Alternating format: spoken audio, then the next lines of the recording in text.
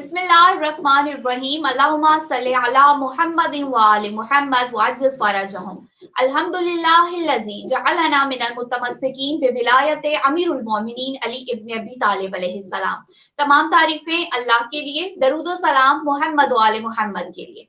अस्सलामु अलैकुम अज़ीज़ान मोहतरम, मैं कनीज़ा अब्बास इंजीनियर सईदा ज़लीहा ज़ैनब इस वक्त आपके सामने प्रोग्राम माह रमजान कनीज़ा अब्बास के साथ की 4th एपिसोड को लेकर हाजिर हूँ।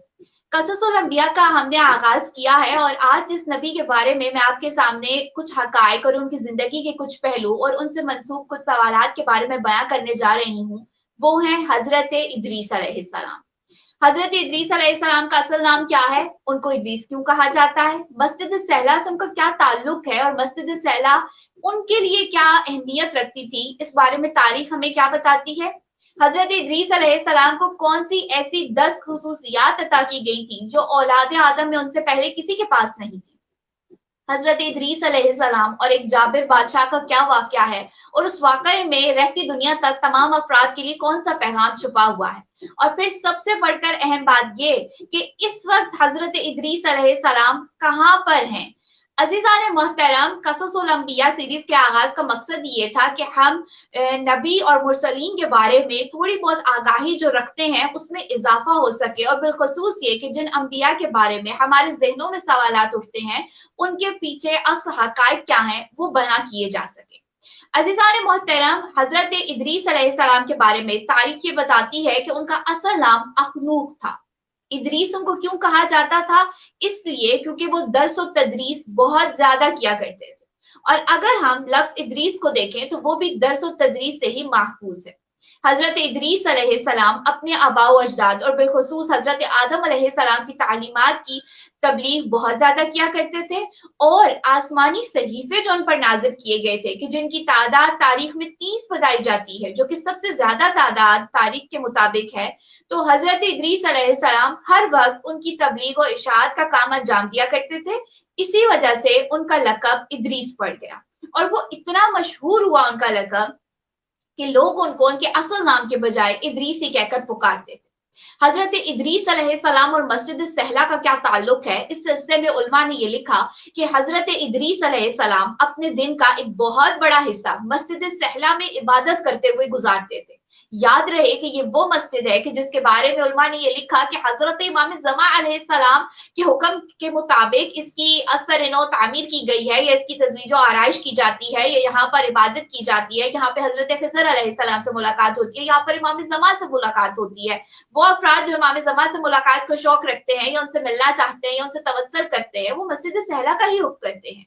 तो हजरत इदरीस अलैहिस्सलाम भी मस्जिद सहला में अपने दिन का बहुत बड़ा हिस्सा गुजारा करते थे और वहीं पर बैठकर इबादत किया करते थे। और वो खुद ये कहते हैं कि जो शख्स भी मस्जिद सहला में इबादत करेगा और खुदावंद आलम से दुआ मांगेगा तो अल्लाह रब्बुल इज्जत उसकी दुआ को कबूल फरमा देंगे। अजीजान मोहतरम, अब जिक्र करते हैं उन 10 अहम खुसूसियात का जो अल्लाह रब्बुल इज्जत ने सिर्फ और सिर्फ हजरत इदरीस अलैहिस्सलाम को अता की। हजरत इदरीस अलैहिस्सलाम को खुदावंद आलम ने 10 चीजों में मुनफरिद किया था, जिनमें सबसे पहली है आप नबी मुरसल थे। 30 सहीफे 30 आसमानी सहीफे आप पर नाजिल किए गए थे जिनकी आप तबलीग का काम किया करते थे। इल्म नजूम की तालीम से अल्लाह रब्बुल इज्जत ने उनको आरास्ता किया था और कहा जाता है कि हजरत इदरीस अलैहिस्सलाम ही वो पहले शख्स हैं औलाद आदम में कि जिन्होंने इल्म नजूम की बुनियाद रखी है। ये वो पहले शख्स हैं कि जिन्होंने कलम से लिखने की इब्तिदा की है। कपड़ा सीना हजरत इदरीस अलैहिस्सलाम ने इजाद किया। इनसे पहले लोग चमड़े का लिबास पहना करते थे। जंग के असलहे हजरत इदरीस अलैहिस्सलाम ने इजाद किए। जिहाद की बुनियाद हजरत इदरीस अलैहिस्सलाम ने कायम की। कुफार और उनकी औलादों को गिरफ्तार करना या उन पर हमला करना या उनको कैद करके रखना, ये जो तरीकाकार था ये भी हजरत इदरीस अलैहिस्सलाम ने राइज किया। लिबास सीना और पहनना इनकी ईजाद है। इनसे पहले जो जमाने के लोग थे वो चमड़े का लिबास पहनते थे लेकिन उसको सिया नहीं जाता था, यानी वो बाकायदा एक प्रॉपर लिबास की शक्ल में नहीं होता था बल्कि सिर्फ जिस्म को ढांपने के लिए काम उससे लिया जाता था। जबकि हजरत इदरीस अलैहिस्सलाम को ये शर्फ हासिल है कि ये पहले वो शख्स हैं कि जिन्होंने लिबास को प्रॉपर वे में सीना और उसको पहनने का तरीका अपने लोगों को बताया है। खुदा ने सबसे पहले हजरत इदरीस अलैहिस्सलाम को जिंदा आसमान पर उठा लिया था। मौरखीन के मुताबिक हजरत इदरीस अलैहिस्सलाम ने जब पूरी दुनिया की सैर की है तो वहां पर 100 से ज्यादा शहरों को आबाद किया है। इलामा मजलिसी ने लिखा कि हजरत इदरीस अलैहिस्सलाम ही वो पहले शख्स हैं जो मस्जिद सहला में बैठकर खत्ताती का काम किया करते थे, यानी जो कैलीग्राफी है वो भी हजरत इदरीस अलैहिस्सलाम की ही इजाद करता है, क्योंकि अल्लाह ने इनको ये शर्फ अता किया है कि वो पहले शख्स हैं कि जिन्होंने कलम से लिखने की इब्तिदा की है। और उसके बाद जब हम इनकी जिंदगी को देखते हैं तो जहां पर ये मस्जिद सहला में बैठकर इबादत करते हुए हमें नजर आते हैं, वहीं पर ये खत्ताती का काम करते हुए भी नजर आते हैं। अजीजान मोहतरम, एक और शर्त जो हजरत इदरीस अलैहिस्सलाम को अता किया गया वो ये था कि आप 72 जबानों का इल्म रखते थे और हर जबान में तबलीग का काम किया करते थे।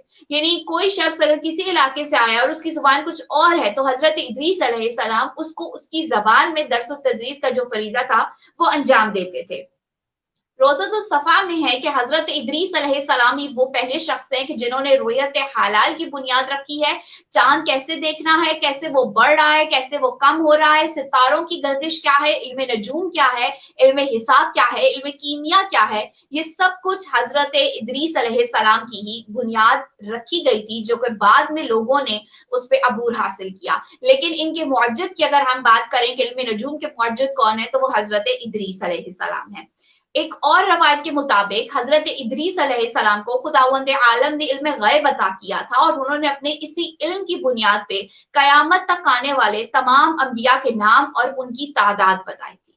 अजीजान मोहतरम, यहाँ पर एक वाकया मैं आपके साथ शेयर करने जाऊंगी कि जिसको तारीख में इस तरह से लिखा गया कि एक जाबिर बादशाह था और हजरत इदरीस अलैहिस्सलाम का उसके साथ क्या वो मामला तय पाया। लेकिन इसको हजरत इमाम मोहम्मद बाकिर अलैहिस्सलाम की फरमान की रोशनी में आपके सामने बयां कर रही हूँ, जिसको इलामा मजलिसी ने और इलामा जज़ायरी ने अपनी किताबों में नाक़िल किया। हजरत इमाम मोहम्मद बाकिर अलैहिस्सलाम फरमाते हैं कि हजरत इदरीस अलैहिस्सलाम के जमाने में एक जाबिर बादशाह था। जब वो एक रास्ते से गुजरने लगा और वहां पे कुछ लम्हे कयाम की खातिर रुक गया तो उसने उस जमीन को बहुत सरसब्ज पाया। वो जिस इलाके पर कयाम की नीयत से रुका था उसकी नीयत वहां पर खराब हो गई और वो ये सोचने लगा कि वो इस जमीन को खरीद लेता है और यहीं पर वो अपना दारुल हुकूमत कायम करेगा।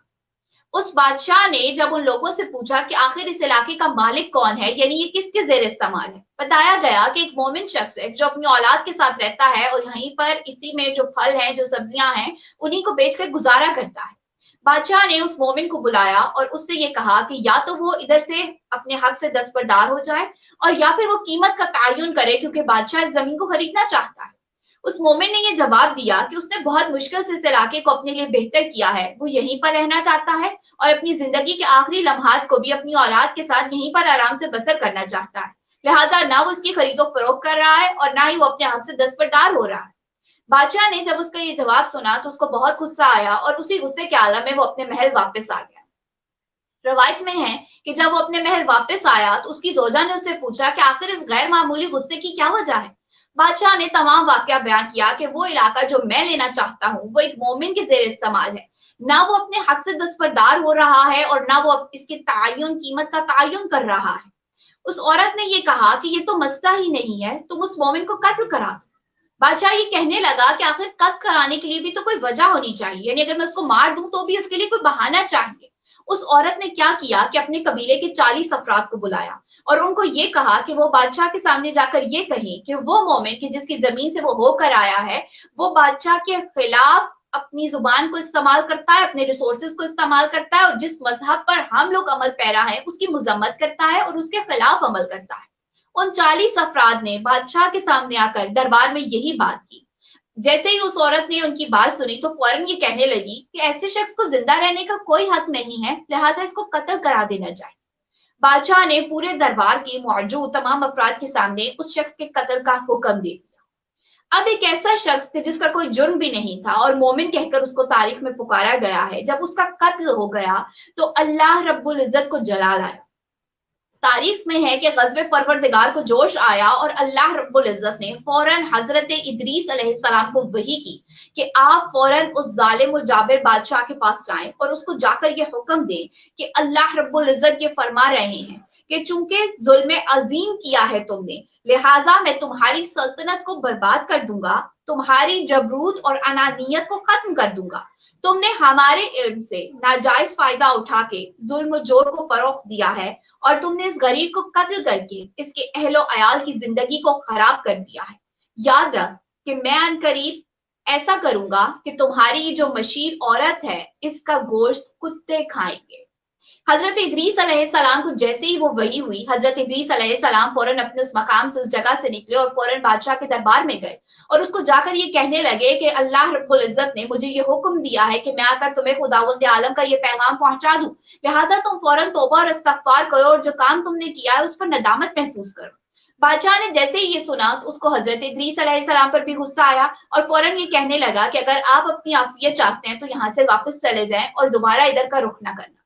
حضرت ادریس علیہ السلام واپس آ گئے۔ اب جو اس کی زوجہ تھی بادشاہ کی، جب اس نے یہ سنا تو کہنے لگی کہ حضرت ادریس علیہ السلام کو بھی مار ڈالنا چاہیے تاکہ ان کی نبوت اور رسالت کا جو سلسلہ ہے وہ ان کے ساتھ ہی ختم ہو جائے۔ حضرت ادریس علیہ السلام جب واپس آئے، تاریخ میں ہے کہ کچھ مومن اصحاب تھے حضرت ادریس علیہ السلام کے، کہ جن کے ساتھ حضرت ادریس علیہ السلام نے اس واقعے کو شیئر کیا اور ان کو بتایا، تو وہ یہ کہنے لگے کہ آپ کی جان کو خطرہ ہے اور یہ امید ہے کہ وہ بادشاہ آپ کو قتل کرا دے گا، لہٰذا آپ اس جگہ سے چلے جائیں۔ حضرت ادریس علیہ السلام اس جگہ سے نقل مکانی کر گئے۔ روایت میں ہے کہ بادشاہ نے 40 سپاہی بھیجے کہ حضرت ادریس علیہ السلام کو یا گرفتار کر دیا جائے یا ان کو قتل کر دیا جائے، لیکن جب اس مقام پر پہنچے کہ جہاں پہ حضرت ادریس علیہ السلام بیٹھا کرتے تھے وہاں پر ان کو موجود نہ پایا تو وہ سپاہی واپس چلے گئے۔ ادھر حضرت ادریس علیہ السلام جو اپنے چند مومن اصحاب کے ساتھ نقل مکانی کر چکے تھے، جب دوسرے ملک میں پہنچے تو انہوں نے وقت سحر خداوند عالم کی بارگاہ میں راز و نیاز کی اور یہ عرض کرنے لگے کہ اے میرے پالنے والے، میں نے تیرا حکم اس بادشاہ تک پہنچا دیا ہے، اس نے جو طرز عمل اختیار کیا تھا وہ سب کچھ تیرے سامنے ہے۔ ارشاد خداوندی ہوا کہ تم اس کے ملک سے باہر رہو، اس کا معاملہ مجھ سے تعلق رکھتا ہے، لہٰذا تم مجھ ہی پر چھوڑ دو۔ میں اپنی عزت و جلال کی قسم کھا کے کہتا ہوں کہ میں اس کے ساتھ وہ کچھ کروں گا کہ جس کا یہ مستحق ہے۔ اور یہ سن کر حضرت ادریس علیہ السلام نے ایک دعا کی ہے۔ عزیزان محترم، تاریخ میں ہے حضرت ادریس علیہ السلام نے دعا کے لیے اپنے ہاتھوں کو اٹھایا اور کہنے لگے کہ اے میرے پالنے والے، میں ایک حاجت رکھتا ہوں۔ اللہ رب العزت نے فرمایا کہ اے ادریس، تم جو کہنا چاہتے ہو کہو، تم جو کہو گے میں وہ پورا کروں گا۔ حضرت ادریس علیہ السلام نے عرض کی کہ میں یہ گزارش کرتا ہوں کہ جب تک میں خود دعا نہ کروں آپ آسمان سے پانی کا ایک قطرہ بھی نہیں برسائیں گے، یعنی بارش نہیں ہوگی۔ حضرت ادریس علیہ السلام کے جواب میں خداوند عالم نے فرمایا اے ادریس، ایسا ہی ہوگا مگر سب لوگ بھوکے پیاسے مرنے لگیں گے۔ حضرت ادریس علیہ السلام نے فرمایا کہ مالک، اس کے بغیر یہ لوگ ٹھیک بھی نہیں ہوں گے۔ یعنی حضرت ادریس علیہ السلام نے اپنی قوم کے لیے ایک عذاب کی دعا کی تھی، اور وہ عذاب کیا تھا؟ وہ قحط کا عذاب تھا۔ عزیزان محترم، روایت بتاتی ہے کہ حضرت ادریس علیہ السلام کی دعا کے بعد بارش ہونا بند ہو گئی۔ 20 سال تک بارش نہیں برسی، جس کی وجہ سے بہت شدید قحط کا سامنا کرنا پڑا اس ملک کے لوگوں کو۔ یہاں تک کہ نوبت کیا آ گئی کہ لوگ ایک دوسرے کو کھانے کے بارے میں سوچنے لگے، یعنی عجیب افراتفری اور بے چینی کا عالم تھا۔ وہ جو بادشاہ تھا اس کو دوسروں نے سازش کے ذریعے قتل کرا دیا اور اس کی عورت کو بھی مار ڈالا گیا اس انداز سے کہ اس کی لاش کو پھینک دیا گیا اور اس کی لاش کو کتے کھاتے رہے۔ یعنی وہ بات، وہ عذاب جو خداوند عالم نے اس عورت کے لیے اور بادشاہ کے لیے مقرر کیا تھا، وہ تمام ملک میں رہنے والے ہر شخص نے اپنی آنکھوں سے دیکھا۔ عزیزان محترم، حضرت ادریس علیہ السلام تو اپنے اصحاب کو لے کر اس جگہ سے چلے گئے تھے، اور روایت کے مطابق انہوں نے مختلف علاقوں میں ان کو بھیج دیا تھا تبلیغ کے کام کے لیے، جبکہ خود حضرت ادریس علیہ السلام ایک پہاڑ کی غار میں رہتے تھے اور وہیں پر سارا دن عبادت کیا کرتے تھے، روزہ رکھتے تھے اور رات کو افطار کرتے تھے۔ اللہ رب العزت نے ایک فرشتے کے ذمہ یہ کام لگایا تھا کہ وہ وقت افطار حضرت ادریس علیہ السلام کو کھانا اور پانی پہنچا دیتا تھا۔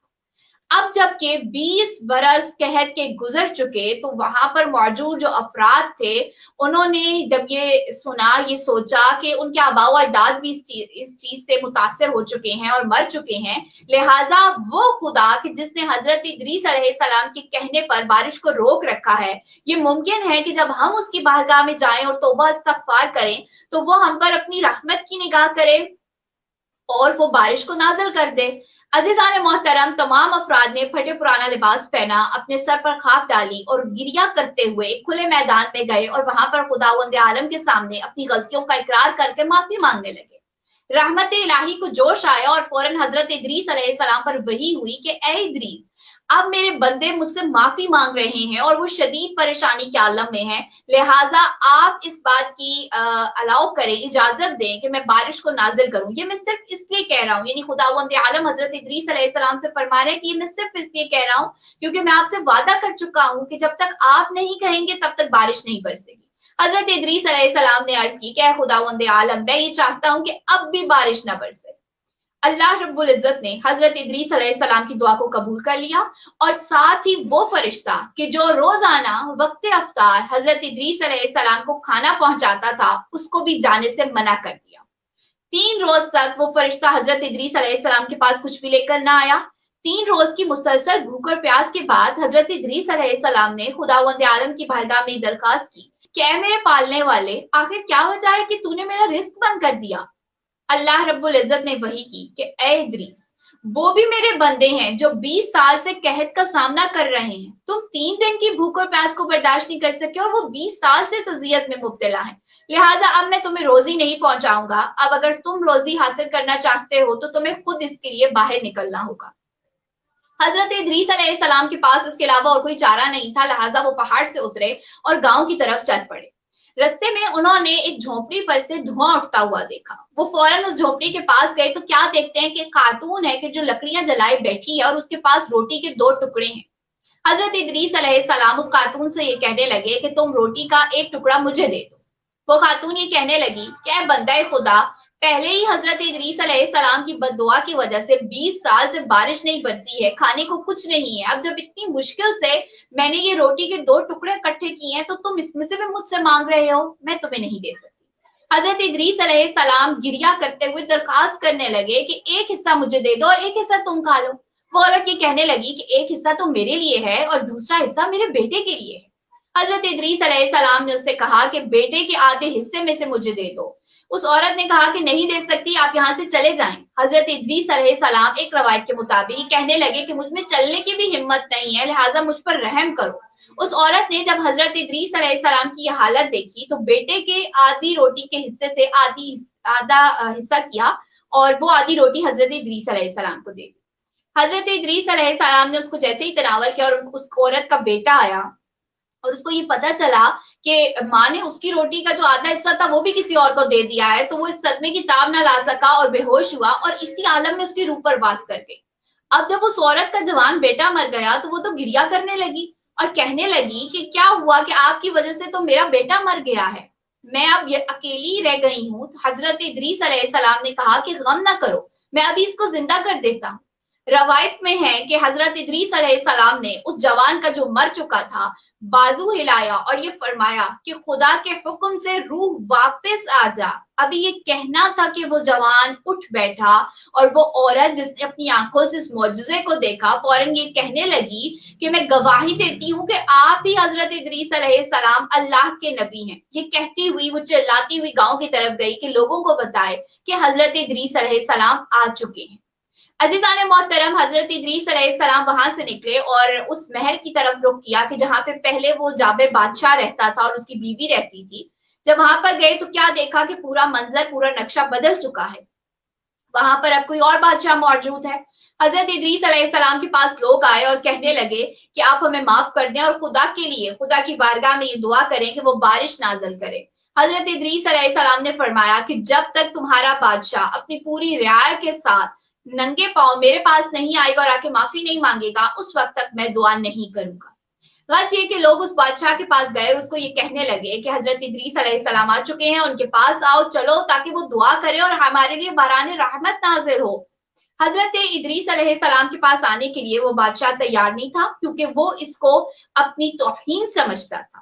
اس نے 40 ایسے سپاہی بھیجے جو جا کے حضرت ادریس علیہ السلام کو گرفتار کر لیں، لیکن جیسے ہی وہ 40 آئے، روایت کے مطابق حضرت ادریس علیہ السلام نے ان کے لیے بد دعا کی اور وہ 40 کے 40 مر گئے، یعنی تمام لوگ اپنی آنکھوں سے سارے واقعے کو ہوتے ہوئے دیکھ رہے تھے۔ بادشاہ کو جب یہ خبر ملی تو اس کو بہت غصہ آیا اور اس نے 500 مزید سپاہی بھیجے. جب وہ 500 سپاہی حضرت ادریس علیہ السلام کے پاس آئے تو حضرت ادریس علیہ السلام ان سے کہنے لگے کہ پہلے جو 40 مرے ہوئے پڑے ہیں ان کا انجام دیکھ لو اور اس کے بعد کوئی قدم بڑھانا. غرض یہ کہ وہ واپس چلے گئے اور بادشاہ کے پاس اور اس کی رعایا کے پاس اس کے علاوہ اور کوئی رستہ نہ بچا کہ وہ ندامت کے آنسو لیتے ہوئے حضرت ادریس علیہ السلام کی بارگاہ میں آئیں اور حضرت ادریس علیہ السلام سے معافی و توبہ استغفار طلب کریں، کیونکہ انہوں نے ان احکامات کی خلاف ورزی کی ہے کہ جو حضرت ادریس علیہ السلام جس کی تبلیغ کرتے رہے تھے. غرض یہ کہ حضرت ادریس علیہ السلام کے پاس جب وہ لوگ آئے تو حضرت ادریس علیہ السلام نے خداوند عالم کی بارگاہ میں باران رحمت کی دعا کی اور خداوند عالم نے رحمت نازل کی اور تمام ملک کے اس تمام ایریے کے رہنے والے لوگوں کے حالات بدل گئے. عزیزان محترم، اس واقعے میں بہت سارے پہلو ہیں جو کہ ہمارے لیے ہیں. کس انداز سے کہ دیکھیے، اگر حضرت ادریس علیہ السلام ناراض ہو چکے ہیں اور وہ خداوند عالم سے اپنی قوم کے لیے قحط کی دعا کر چکے ہیں، اس کے باوجود جب وہ قوم ندامت کے آنسوؤں کو لیے اپنے سروں پہ خاک ڈالے عاجزی کا اظہار کرتے ہوئے خداوند عالم کی بارگاہ میں توبہ کے لیے گئی تو اللہ رب العزت نے ان کے گناہوں کو معاف کر دیا، بلکہ اپنے نبی کو یہ فرمایا کہ اگر آپ کہیں تو میری مخلوق اس وقت شدید بے چینی اور اضطراب میں ہے تو ان کی خاطر میں باران رحمت نازل کر دوں. دوسرا جو بہت اہم پہلو ہے وہ معجزے کا ہے. کیسا معجزہ کہ جب حضرت ادریس علیہ السلام نے اس خاتون کے بیٹے کو زندہ کر دیا اور جب حضرت ادریس علیہ السلام کے سامنے وہ 40 سپاہی آئے تو انہوں نے صرف دعا کی کہ وہ 40 کے 40 مر گئے. تو گویا نبی جہاں پر مقام عصمت پہ فائز ہوتا ہے وہیں پر خداوند عالم کی جانب سے کمال اختیارات بھی اس کے پاس موجود ہوتے ہیں. اور یہ معصومیت کی بھی ایک نشانی ہے کہ نبی معصوم ہے تو خداوند عالم کے حکم سے وہ جو چاہے وہ کر سکتا ہے اور یہ اختیار خدا نے اس کو عطا کیا ہے. تو رعایا کا یہ کام نہیں ہے کہ وہ نبی کے سامنے اپنی آواز کو بلند کرے یا نبی کے حکم کے خلاف کوئی عمل کرے، بلکہ اگر وہ فلاح چاہتی ہے، اگر خدا کی رضا چاہتی ہے تو یہ ضروری ہے کہ وہ نبی کے حکم پر عمل کرتے ہوئے اپنی زندگی کو گزارے. عزیزان محترم، ایک اور بہت اہم سوال یہ کہ اس وقت حضرت ادریس علیہ السلام کہاں پر ہیں؟ حضرت ادریس علیہ السلام اس وقت آسمان پر ہے اور جہاں پر اللہ نے بہت سارے دیگر خصوصیات اور فضائل حضرت ادریس علیہ السلام کو عطا کیے ہیں، وہاں پر ایک بہت بڑا اعزاز یہ ہے کہ سب سے پہلے اس دنیا میں جس انسان کو زندہ آسمان پر لے جایا گیا یعنی اٹھا لیا گیا وہ حضرت ادریس علیہ السلام. کیسے پہنچے ہیں حضرت ادریس علیہ السلام آسمان تک؟ اس سلسلے میں روایت یہ بتاتی ہے کہ ایک مرتبہ حضرت ادریس علیہ السلام نے اپنی قوم کے 1000 افراد کو اکٹھا کیا، اس میں سے 100 کو منتخب کیا، اس میں سے 70 کا انتخاب کیا، اس میں سے 10 کا انتخاب کیا اور پھر اس میں سے 7 کا انتخاب کیا، یعنی 1000 سے تعداد 7 تک لے کر آئے. ان 7 افراد کو حضرت ادریس علیہ السلام نے اکٹھا کیا اور یہ کہا کہ میں یہ دعا کرتا ہوں کہ اللہ رب العزت ہمیں بتائے کہ اس کا حق عبادت کیسے ادا کیا جا سکتا ہے اور تم سب آمین کہنا. روایت کے مطابق جب پہلی مرتبہ حضرت ادریس علیہ السلام نے یہ دعا کی، ان افراد نے زمین کی طرف اپنے ہاتھوں کو کیا تو ان کی دعا قبول نہ ہوئی، یعنی کوئی جواب نہیں آیا. لیکن جیسے ہی دوسری مرتبہ کیا اور ان تمام افراد نے آسمان کی طرف اپنے ہاتھوں کو بلند کیا تو اللہ رب العزت نے حضرت ادریس علیہ السلام کو وحی کے ذریعے حق عبادت بتا دیا. اس کے بعد سے حضرت ادریس علیہ السلام کی عبادت اتنی مقبول و مشہور ہو گئی کہ عرش سے ملائکہ آتے تھے حضرت ادریس علیہ السلام کی زیارت کرنے کے لیے اور ان سے عبادت کے طریقے سیکھنے کے لیے. عزیزان محترم، ایک روایت ہمیں ملتی ہے کہ ایک فرشتہ کہ جس نے خداوند عالم کے حکم کے خلاف عمل کیا، اللہ رب العزت کے غضب کی وجہ سے اس کے بالوں پر جل گئے تھے. اب وہ لوگ کہ جو فطرت یا فطرت کے واقعے پر اعتراض اٹھاتے ہیں اور اس کو ایک کہانی کہہ کر رد کر دیتے ہیں، ان کے لیے اس واقعے میں بھی لیسن ہے کہ یہ واقعہ پہلی مرتبہ نہیں ہوا، بلکہ اگر وہ تھوڑا سا علم سے یا تاریخ سے لگاؤ رکھتے تو ان کو یہ معلوم ہوتا کہ یہ واقعہ حضرت ادریس علیہ السلام کے ساتھ پہلے ہو چکا ہے. یعنی ایک ملائکہ کہ جس کو خداوند عالم کے غضب کے تحت اس کے بالوں پر جل چکے تھے، جب وہ آیا ہے ان فرشتوں کے ساتھ کہ جو حضرت ادریس علیہ السلام کی زیارت کے لیے آ رہے تھے حضرت ادریس علیہ السلام سے دعا کروانے، حضرت ادریس علیہ السلام نے خداوند عالم کے بارگاہ میں اس فرشتے کے حق میں دعا کی جس کو خداوند عالم نے قبول کر لیا. اب جب اس فرشتے کے بالوں پر واپس آ گئے، وہ حضرت ادریس علیہ السلام سے کہنے لگا کہ آپ نے مجھ پر بہت احسان کیا ہے، اگر میں کبھی آپ کے کسی کام آ سکوں تو مجھے ضرور بتائیے گا. حضرت ادریس علیہ السلام اس سے فرمانے لگے کہ مجھے آسمان کی سیر کرواؤ، میں آسمان پر جانا چاہتا ہوں اور عرش کو دیکھنا چاہتا ہوں۔ وہ فرشتہ حضرت ادریس علیہ السلام کو لے کر آسمان کی طرف آیا۔ اب جیسے ہی حضرت ادریس علیہ السلام آسمان پر گئے تو وہاں پر موجود ایک فرشتے کو کہنے لگے کہ میں ملک الموت سے ملاقات کرنا چاہتا ہوں اور خدا کی پیدا کی ہوئی آسمانی اشیاء کو دیکھنا چاہتا ہوں۔ جب فرشتے کو اجازت ملی اور وہ ان کو لے کر آسمان کی طرف گیا تو وہاں پر چوتھے آسمان پر ان کی ملاقات ملک الموت سے ہوئی، یعنی حضرت اسرائیل علیہ السلام سے ہوئی۔ حضرت ادریس علیہ السلام نے سلام کیا اور تھوڑا سا گھبرائے ہیں حضرت اسرائیل علیہ السلام کو دیکھ کر۔ حضرت اسرائیل علیہ السلام نے اپنے سر کو ہلایا ہے۔